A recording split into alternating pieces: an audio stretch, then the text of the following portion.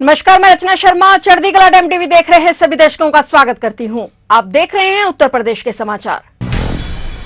UP के CM Yogi Adityanath आज हाथरस आगरा के दौरे पर पहुंचे। यूपी में 2027 के विधानसभा चुनाव को लेकर आज हाथरस में मुख्यमंत्री योगी आदित्यनाथ का दौरा बहुत महत्वपूर्ण माना जा रहा है। सीएम योगी ने हाथरस दौरे के दौरान 548 करोड़ रुपए के विकास कार्यों का शिलान्यास और लोकार्पण किया। इस दौरान मुख्यमंत्री ने सलेमपुर औद्योगिक क्षेत्र में जनसभा को संबोधित किया। मुख्यमंत्री योगी आदित्यनाथ ने आज रविवार को सलेमपुर के नए औद्योगिक क्षेत्र में 548 करोड़ की जिन विकास परियोजनाओं का लोकार्पण और शिलान्यास किया है, उनमें से 55 परियोजनाओं का लोकार्पण और 88 का शिलान्यास किया गया है। इनमें सबसे प्रमुख हाथरस जलेसर मार्ग का चौड़ीकरण और सुदृढ़ीकरण है, जिस पर 36 करोड़ 98 लाख रुपए की लागत आई है। बोसासनी नानऊ मार्ग के चौड़ीकरण कार्य, जिस पर 18 करोड़ 96 लाख रुपए लगे हैं। इसके अलावा लगभग 248 करोड़ रुपए की कुल 88 नई स्वीकृत परियोजनाओं का शिलान्यास भी किया गया है। बता दें कि सीएम योगी ने हाथरस के अलावा आगरा में भी दौरा किया, जहां उन्होंने विकास कार्यों को लेकर अधिकारियों के साथ समीक्षा बैठक की। मुख्यमंत्री योगी आदित्यनाथ कल 29 जून को बरेली दौरे पर हैं। प्रस्तावित कार्यक्रम के अनुसार 29 जून को वह प्लेन से त्रिशूल एयरपोर्ट पहुंचेंगे। यहां से हेलीकॉप्टर के जरिए पीलीभीत और फिर मुरादाबाद जाएंगे। वहां रात्रि विश्राम के बाद 30 जून को रामपुर में जनसभा को संबोधित करेंगे। वहां से फिर वह हेलीकॉप्टर से बरेली पुलिस लाइन पहुंचेंगे और सर्किट हाउस में मंडलीय समीक्षा बैठक करेंगे। शाम को रामगंगानगर में बीडीए की रामायण वाटिका का भी लोकार्पण कर सकते हैं। शासन की ओर से अभी सीएम के दौरे का कार्यक्रम तो जारी नहीं किया गया है, लेकिन मुख्यमंत्री कार्यालय से जिले के अफसरों को प्रस्तावित तिथि की जानकारी दी गई है और जिलाधिकारी अविनाश सिंह, एसएसपी अनुराग आर्य और एसपी सिटी मनोज पारिक समेत पुलिस और प्रशासन के कई अफसरों ने शनिवार को सर्किट हाउस और त्रिशूल एयरपोर्ट पहुंचकर तैयारियों को परखा था और सर्किट हाउस में रंग रोगन, फुटपाथ के मुरम्मत के कार्यों का जायजा लिया गया। सभागार में चल रहे कार्यों का निरीक्षण करने के बाद जरूरी दिशा निर्देश दिए गए। पार्किंग स्थल सहित सर्किट हाउस से त्रिशूल एयरपोर्ट तक के रास्ते में यातायात व्यवस्था को परखा गया। मुख्यमंत्री पीडब्ल्यूडी की मंडलीय कार्य योजना की बैठक लेंगे और इसमें करोड़ों रुपए के 774 कार्यों को मंजूरी देंगे। इसमें दिए गए प्रस्तावों की समीक्षा भी की जाएगी। राम मंदिर में चढ़ावा चोरी के सभी 8 आरोपियों के घर रविवार को सुबह पुलिस ने एक साथ दबिश दी और टीमें एक साथ सभी के घर पहुंची। घर वालों से पूछताछ शुरू की गई, साथ ही पड़ोसियों से भी बातचीत करके जानकारी जुटाई गई है। पुलिस टीम अनुकूल मिश्रा, विनय शुक्ला और मनीष यादव, टीनू यादव समेत अन्य आरोपियों के आवासों पर पहुंची। घरों की तलाशी लेने के साथ मौजूद परिजनों के बयान दर्ज किए गए। जांच के दौरान स्थानीय लोगों को भी अपने बयान और साक्ष्य पुलिस के सामने रखने का मौका दिया गया। कार्रवाई के दौरान आरोपियों के घरों के प्रवेश द्वार पर पुलिस बल तैनात रहा ताकि जांच में किसी प्रकार का व्यवधान न हो और अनाधिकृत लोगों का प्रवेश रोका जा सके। शुक्रवार को सभी 8 आरोपियों को न्यायिक हिरासत में अभिरक्षा में लेकर जेल भेज दिया गया था और अब पुलिस साक्ष्य जुटाने में मामले की विवेचना को आगे बढ़ाने में जुटी हुई है। प्रधानों को प्रशासक नहीं बनाए जाने के हाईकोर्ट के आदेश के खिलाफ राज्य सरकार अपील करेगी। इलाहाबाद हाईकोर्ट के जस्टिस सिद्धार्थ नंदन की एकल पीठ ने 25 जून के अपने आदेश में कहा, असंवैधानिक हो चुके नियमों के तहत ग्राम प्रधान प्रशासक की भूमिका नहीं निभा सकते हैं। सरकार को 13 जुलाई तक चुनाव की रूपरेखा पेश करने का भी आदेश दिया गया है। वहीं शासन के उच्च पदस्थ सूत्रों का कहना है कि उत्तर प्रदेश पंचायती राज अधिनियम 1947 की धारा 12 की उपधारा 3A के मुख्य रूप से ग्राम पंचायत के कार्यकाल और चुनाव टलने की असाधारण परिस्थितियों से संबंधित है और इस धारा के अनुसार यदि अप्रिय परिस्थितियों या लोकहित में ग्राम पंचायत का कार्यकाल समाप्त होने से पहले चुनाव करा पाना संभव न हो तो राज्य सरकार या उसके द्वारा अधिकृत अधिकारी को यह शक्ति होगी कि वह उस अवधि के लिए ग्राम पंचायतों के कार्यों के संचालन के लिए वैकल्पिक प्रशासनिक व्यवस्था कर सकते हैं। इस उपधारा के रूप में यह ऐतिहासिक संशोधन प्रदेश में अप्रैल 1994 में लागू हुआ और इसी का आधार बनाते हुए राज्य सरकार एकल पीठ के खिलाफ अगले सप्ताह डबल बेंच या फुल बेंच में सुनवाई के लिए अपील दायर करेगी।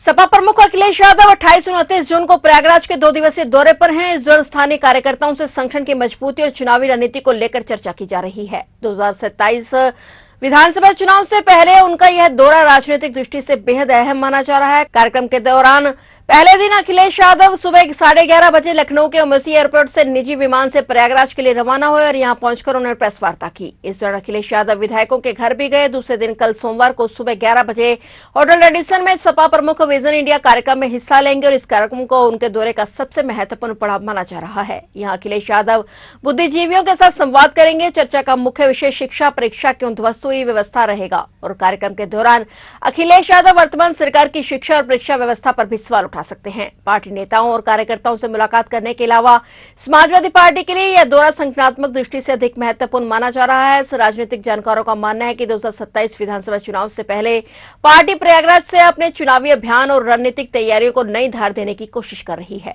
पीलीभीत में कपड़ा व्यापारी पप्पू गुप्ता की हत्या के मामले में वांछित आरोपी सरबजीत सिंह पुलिस मुठभेड़ में मारा गया है। उस पर 1 लाख रुपए का इनाम घोषित किया गया था। बिलसंडा थाना क्षेत्र में पुलिस ने यह कार्रवाई की। लखीमपुर खीरी के उचोलिया थाना क्षेत्र का निवासी सरबजीत पिछले करीब 1 महीने से पुलिस की गिरफ्त से बाहर था। उसकी तलाश में पीलीभीत पुलिस की कई टीमें लगातार दबिश दे रही थी। पुलिस ने उस पर 1 लाख रुपए का इनाम घोषित किया था। बिलसंडा थाना क्षेत्र के शीतलपुर गांव के समीप हुई मुठभेड़ में सरबजीत सिंह पुलिस की गोली लगने से घायल हो गया। अस्पताल ले जाते समय उसकी मृत्यु हो गई। मुठभेड़ के दौरान बिलसंडा थानाध्यक्ष जगदीप मलिक की बुलेट प्रूफ जैकेट में गोली धसी और उसके बाद एसओजी के एक दरोगा और सिपाही भी गोली लगने से घायल हो गए। एसपी सुकृति माधव ने इस मुठभेड़ की पुष्टि की। उन्होंने बताया कि आरोपी को डॉक्टर ने अस्पताल में मृत्यु घोषित कर दिया और पुलिस ने मौके से हथियार, कारतूस और अन्य आपत्तिजनक सामग्री भी बरामद की है। पुलिस ने बताया कि फरार दूसरे आरोपी की तलाश में आसपास के क्षेत्रों में सघन अभियान चलाया जा रहा है। देखिए, पिछले महीने 28 तारीख को एक घटना हुई थी जिसमें कि एक बिलसंडा के रहने वाले पप्पू गुप्ता की मृत्यु हुई थी। इसमें एक घटना के दौरान उसमें कई अभियुक्तों को पूर्व में भी जेल भेजा जा चुका है। उसका जो मुख्य अभियुक्त है वो अभी यहाँ पे आज पुलिस एनकाउंटर हुआ है। बेसिकली पुलिस मुठभेड़ हुई है। पुलिस आत्मरक्षार्थ पुलिस ने गोली चलाई और इन लोगों के द्वारा भी पुलिस पे फायरिंग की गई थी जिसके जवाब में, और उसके पश्चात उसको सीएचसी ले आया गया।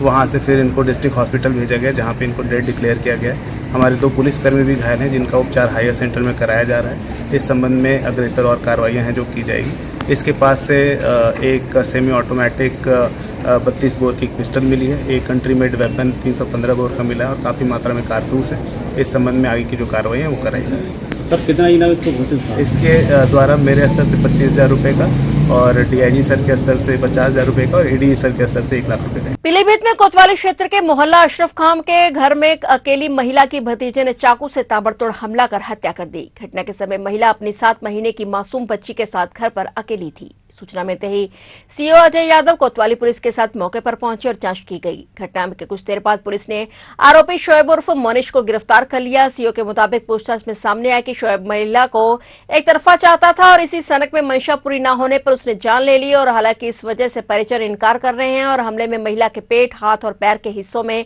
गंभीर चोटें आई और पेट में गहरा घाव होने से महिला का खून अधिक बह गया। घटना की सूचना मिलने पर सलीम मौके पर पहुंचे और तब तक आरोपी भाग चुका था। एम्बुलेंस से घायल महिला को जिला अस्पताल ले जाया गया जहां डॉक्टरों ने उसे मृत घोषित कर दिया। सूचना पर सीओ अजय यादव, कोतवाल परविंद्र कुमार पहले जिला अस्पताल स्थित मोर्चरी पहुंचे। घर में चारपाई से लेकर आंगन तक खून फैला हुआ था और खून की स्थिति देख ऐसा लग रहा था कि निशा ने हमले के बाद खुद को बचाने के लिए काफी प्रयास किए, लेकिन आरोपी उस पर ताबड़तोड़ हमला करता रहा। फिलहाल पुलिस ने इस पूरे मामले की विस्तृत जांच शुरू कर दी है।